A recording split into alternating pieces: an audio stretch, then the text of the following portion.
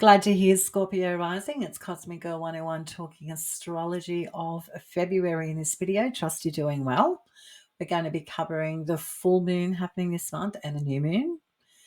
We're also going to be talking about your ruling planet Mars and what your ruling planet is up to in this month. And of course, the planets in transits and the houses of these transits in this video, all connected to your rising sign. We need to talk about your ruling planet first because your ruling planet Mars is retrograding for the first 3 and a bit weeks of the month. It goes direct on the 24th. So that's good news for all of us when Mars goes direct. But for you, because Mars rules your body, your mind, your sense of self, who you are, that's the first house if you're a Scorpio rising. And Mars also rules the 6th house of work, health, services, labor, sickness, illness, pets. So your ruling planet Mars rules both house 1 and house 6 in your natal chart. And it's currently transiting, opening up the month in the 9th house. And that is the house of international and foreign affairs and connections. It's world travel. It's long distance traveling. It's the house of higher education, universities, community colleges. It's the house of bureaucracy, red tape, laws, the laws of things that we are connected to. It's the house of spirituality, esotericism, where you tune into astrology or tarot or a diviner or practice Reiki. That's the 9th house. It's the house of what we believe in, what's our beliefs, what's our value system. It's also the house of philosophy. What's your philosophy about life? And philosophy is very personal. And philosophical subjects and topics is something that the 9th house is renowned for. And philosophy, we develop a philosophy about life through lived, learned experience. So you may have been with this transit with your ruling planet Mars in that 9th house of Cancer in its fall zodiac sign, felt that the resources of these subjects and topics have been hard and emotionally difficult to deal with this transit. And you may feel or have been feeling at times like a fish out of water. So energetically drained. Mars rules that 6th house and in your first house. So your body could have been physically moving a lot and moving a lot more, traveling a lot more. And that's been weighing on your physical body. It's been affecting work, possibly your health, pets, services that you connect to. So I would imagine for some Scorpio risings, it's been, somewhat difficult to keep up a momentum and keep the faith in what you believe about the bigger themes and subjects of life and all of those 9th house topics and themes. But we always learn something when we're going through a particularly draining transit or moments of high activity and low energies. We learn something, absolutely, and your ruling planet gets to, at the very least, give you some skills and street smarts on how to navigate these topics and themes in a more streamlined way that it doesn't cut you off at the knees and drain you to exhaustion. So you've certainly learned how to work within the parameters with this transit, I'm sure, whilst your ruling planet's been retrograde in Cancer, your 9th house. But it does go direct on the 24th of this month. And that's good news. You're not completely out of the woodworks in dealing with all these 9th housey topics that are quite heady and draining. But at the very least, your ruling planet's going direct, and that gives you a sense of certainty and lived, learned experience and understanding about these subjects and topics and how it has a knock-on effect to your body, your sense of self, your identity, work, health, services, labor, sickness, and even pets. Okay, so with that in mind, keep that in your back pocket, and let's talk about the planets in transits and what's going on for the Scorpio risings in February. On the 4th of the month, we have Venus ingress into Aries, your 6th house. Well, your ruling planet Mars rules the 6th house because it's Aries. And Jupiter stations to go direct in Gemini at 11 degrees in your 8th house. I've put up the degrees. If you have any degrees in Gemini at 11, that may give you a more holistic understanding of Jupiter going direct now in 11 degrees of Gemini for you. So if you have Saturn at 11 degrees of Gemini, then Jupiter going direct will indicate that Saturnian themes and subjects in your life become a lot more easier and things start to move freely. That's just an example. Okay, so let's talk about this transit and these changes of the two benefics being Venus and Jupiter from the 4th of February. So Venus will be in Aries, your 6th house, for the rest of the month, and Jupiter's direct until Jupiter ingresses into Cancer, your 9th house. That doesn't happen until June this year. Okay. So Venus in Aries. When Venus steps into your temple, because Mars is the planetary ruler that is connected to the zodiac sign of Aries, and Mars is your ruling planet. When Venus steps into your zodiac sign of Aries, your 6th house, the 6th house topics become easier and more palatable to deal with because Venus is about uniting. She's social. She's about relationships. She's about value. And she's about feeling good. She likes to indulge in luxury. She likes the high life and she does not apologize for it. Venus seeks and goes for what she loves and wants she's attracted to.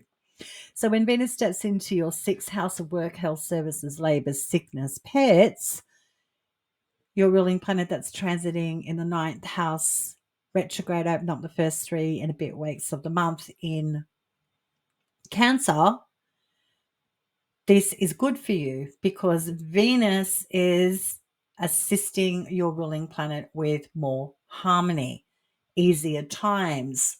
So although we discussed in the opening of this video how you may be drained, overwhelmed, a little bit too much, body might have suffered, health might have suffered. You get the picture of the 6th house topics. We just discussed that.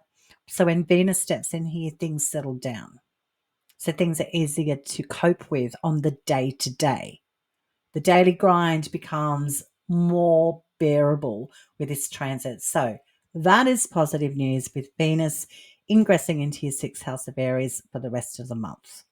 I think that is going to be a big difference for the Scorpio risings out there. And yes, Jupiter going direct in Gemini. Well, this is good for 8th house topics, which is other people's resources, shared finances. It's the house of debt, tax, and inheritance.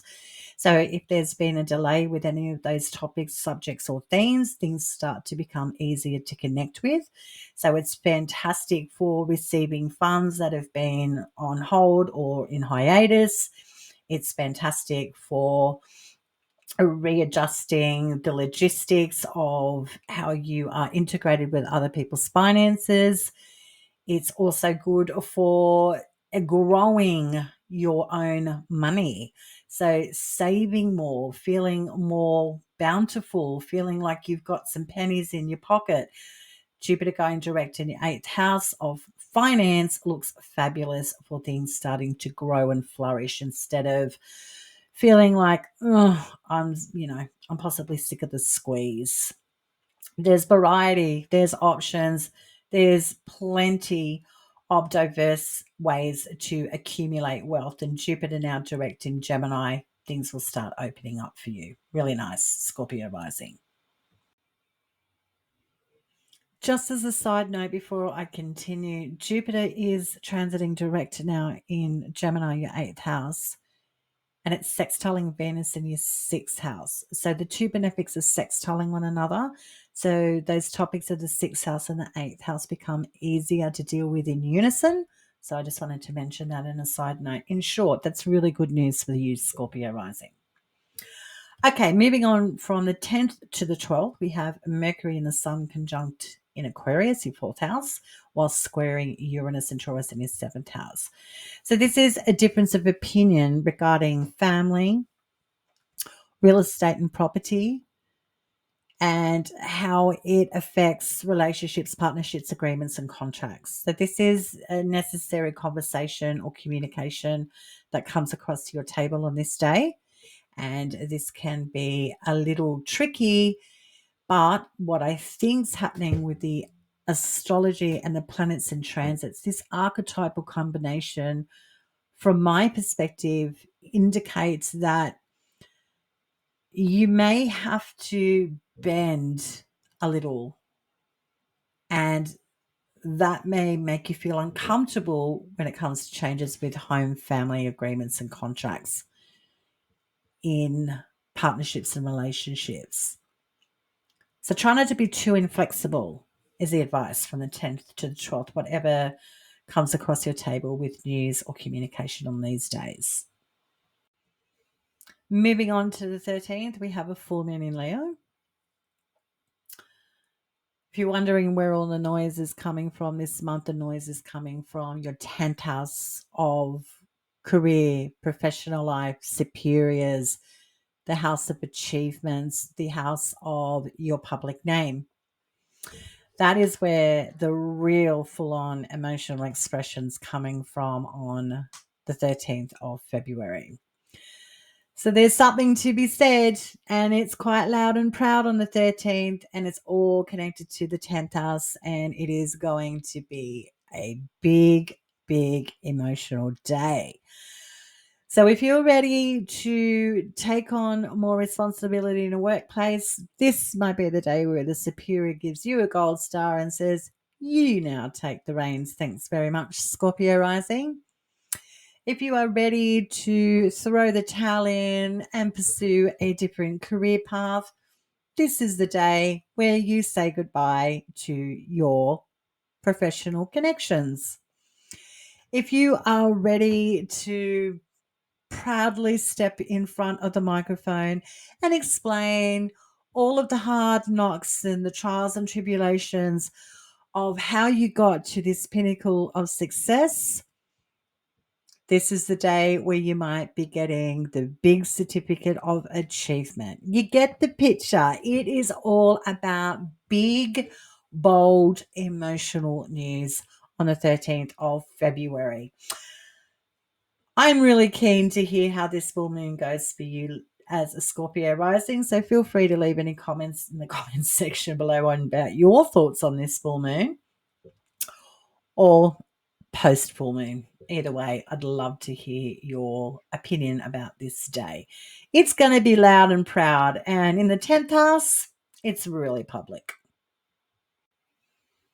Moving on to the next day, the 14th, we have Mercury. Say goodbye to Aquarius, your private part of your chart of home, family, real estate, and property, and cruises on into Pisces for the rest of the month. So Pisces is your 5th house, and Mercury is in Pisces in a zodiac sign. It's in fall and in detriment. And in short, Mercury finds it difficult to be in your 5th house of joy and pleasure. Go figure. What does this mean for you, Scorpio rising? Well, Mercury is about finance. Mercury is about travel. Mercury is about intellectual pursuits. Mercury likes to be social. Mercury likes to have fun. Mercury likes to move around. Mercury is interested in detail. So when it's in a zodiac sign that it struggles being in, the details communication become foggy or harder to process. And when this is in your 5th house of intimacy, sex, joy, pleasure, dating, your intimate partnerships, the topics and subjects of children, the house that's connected to hobbies and entrepreneurship, things get a little cray-cray, for better words. Why did I say that? I think my own bloody daughter says that. Okay, anyway. Just make myself laugh. And so this transit can be a little, for better words, bipolar. It's like, does this guy want to date me or doesn't he? Are we having children or aren't we? What's wrong with my kids if you have children? What's wrong with them? They're going crazy. Or why aren't I really into my hobbies? Like I feel a bit like I've lost my muse. I'm feeling a little bit fogged up. I don't really understand where I'm going. You get the picture. It's all the things that are fun with the 5th house topics of joy and pleasure become a little distorted. But well, maybe you don't know. this is life. Everything's not picture perfect. So expect some pretty unpredictable things to happen with Mercury in a zodiac sign that can feel confusing. We're all going through it in some part of our natal chart. It just happens to be in your house of joy and pleasure, this transit for you with Mercury from the 14th for the rest of the month. But all is not lost as a Scorpio rising. You've got Saturn in this house as well. You've got Neptune in this house as well. And you've got the North Node in this house as well, in Pisces. You've got support around you, even though Mercury may be, the loose cannon on the run with its transit. With Saturn and the North Node here, there's a bit of structure. All is not too confusing with this transit. But it is interesting. It's certainly going to be interesting when it comes to those topics and subjects. From the 18th, the Sun ingresses into Pisces. So your fifth house of joy and pleasure again. Now the Sun steps in here for 4 weeks. The Sun always transits through Pisces at this time of the year. Every year the Sun transits through a zodiac sign every 4 weeks. So when the Sun is here, and we've got Miss Mercury, this planet that's wayward and causing all sorts of mischief. When the Sun ingresses in here for 4 weeks, things become easier to see, process, and be more optimistic about those topics and subjects. So all is not lost, even though Mercury is the one that seems to need a helping hand. Well, the Sun coming in now to your 4th house certainly helps. So it's not all too confusing when it comes to sex, dating, pleasure, intimacy, partnerships, children, creativity, your hobbies, essential joy and pleasure. It's okay. It will be okay. And moving on to the 24th, this is where you can mark this date in your calendar as a Scorpio rising. Your ruling planet Mars stations to go direct. So it's going to take some time for Mars to motor through. Mars will not ingress into Leo. I think it's the 17th of April.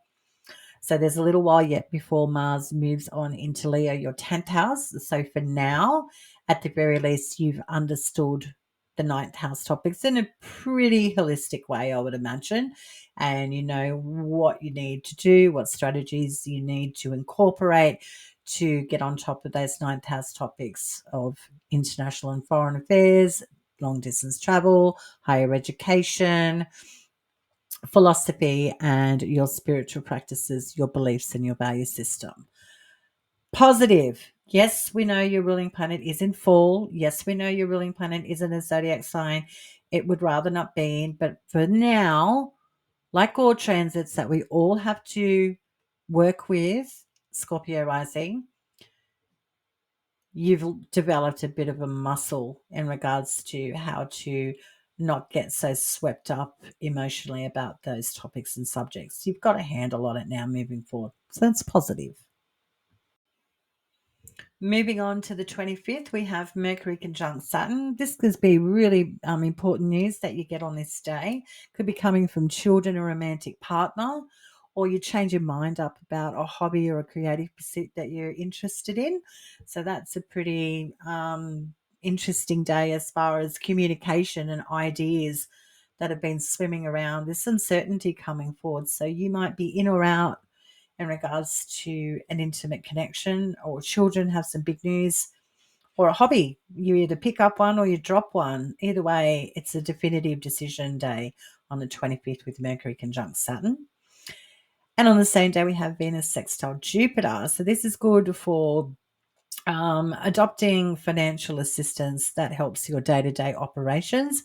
So expect good news on the 25th, as well as a Mercury Saturn conjunct, even though that news might be a little bit with Venus and Jupiter sextiling on the same day. There's something improving on your day-to-day, and it could have a financial knock-on effect. So that's quite lovely.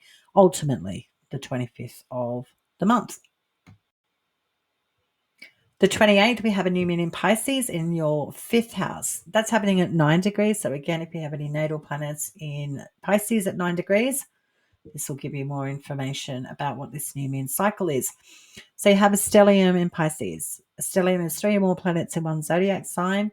It's not removing the significance of the meaning of the planets. It actually indicates that the house and the topics and subjects of the house become extremely focused.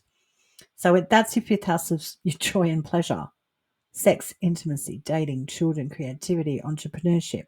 Yeah, fifth house. Lots of activity there. So you have a new moon in Pisces at 9 degrees in your fifth house on the 28th, ending the month. Fabulous. This means a brand new relationship. A child has a new projection. You talk about children if you don't have any and you go, I want to get pregnant. I feel like I'm getting more fortune with my hobbies and my entrepreneurial pursuits and I'm ready to embark on them. Or I'm ready to open up to more sex and fun and I'm all in. So this new means great for emotionally, psychically connecting to things that make us feel good, where we can get creative, where we can have fun. So for the Scorpio risings ending the month with a new moon in your fifth house of joy and pleasure, whatever floats your boat, go for it. Thanks for tuning into your astrology with me this month. I trust you have yourself a fabulous February. And if you celebrate Valentine's Day on the 14th of the month, happy Valentine's Day to you. And if you aren't all partnered up, you might just want to take yourself to a spa for the day. Treat yourselves to something nice, a nature walk or a swim. That would be a great way to celebrate Valentine's Day by loving yourself. Okay, guys, enjoy. Until next time, Scorpio rising, stay cosmic.